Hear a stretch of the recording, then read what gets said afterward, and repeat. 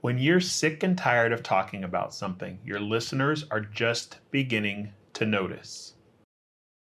Now, I understand as a nonprofit leader, you have this fear that if you talk about something too many times, if you bring it up in social, in email, in text message, in personal invitations too frequently, that people are going to get annoyed by the volume of content that you're creating and they're going to start tuning you out and possibly even turning off the communications that you're sending them.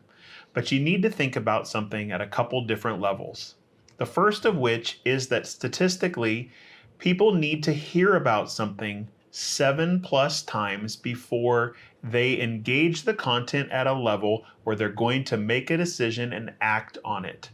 Now, the challenge of that is that as a leader of a nonprofit, as a communications leader for an organization, you're living and breathing and thinking about an upcoming event, a fundraiser, an opportunity for volunteers to come and serve for a lot of hours in a day. You're contemplating, how do we get people involved? How do we get the right people here? Do I need to build a page on the web page? Do I need to send out an email? How do I write this story in a short form?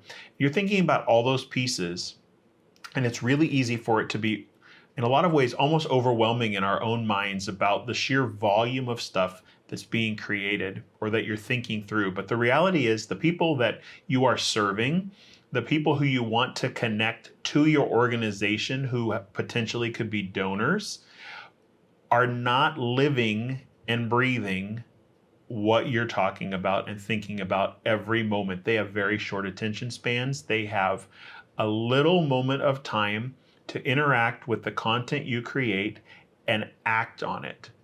Now, the challenge is that for us to get to 7+ interactions, that isn't 7 pieces of content. There is no one other than you and your team who is seeing everything you create. They're not seeing every web page. They're not seeing every email. They're not seeing every social media post. They're seeing a small portion of what you're creating. And so to get to that 7+ mark, you really have to be thinking, we need to be creating 15, 20 different versions of ways people could interact with that piece of information so that they could make a decision to actually act on it, because they're only going to see maybe a 25%, maybe 30% of everything you create. If you send out an email, somewhere between 28 and 33% of those emails are even getting opened. Okay, so a large portion of your group's not seeing it. If you send out a social media post, depending on what channel you're on, somewhere between 1 and 5% of your followers are possibly going to see your information there.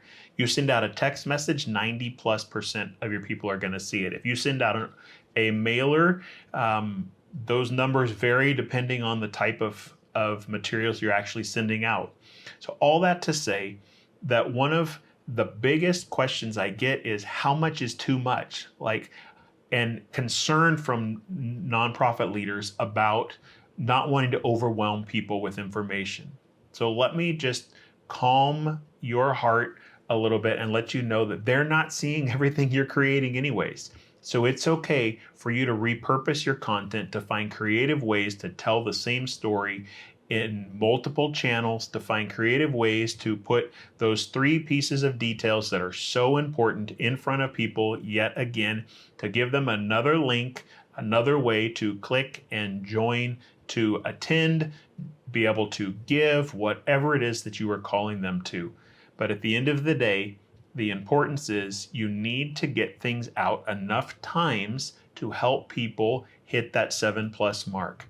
So what I'd love for you to do is to think about a recent communication that you had, maybe for a fundraiser or an event or a volunteer day, and think about how many ways did we talk about this publicly and get the information in front of people, and just make a quick list. Hey, okay, we talked about these 3 things, these ways. We talked about what's your total number. Okay, now take 25% of that. So divide that number by 4. And if you're lucky, that's how many times people saw what you were creating on average. Okay, so that'll give you an idea of how close you're getting to that 7+ mark, and if people are truly engaging enough to act. Because oftentimes the challenge isn't that people are unwilling to be a part of what we're doing, they're unwilling to give, they're unwilling to serve. It's that they frankly just don't know, because they're living busy lives and haven't had an opportunity to interact with what you're working on. So help them out as a leader of a nonprofit, as a communications person in a nonprofit, and give them adequate ways to interact with the information.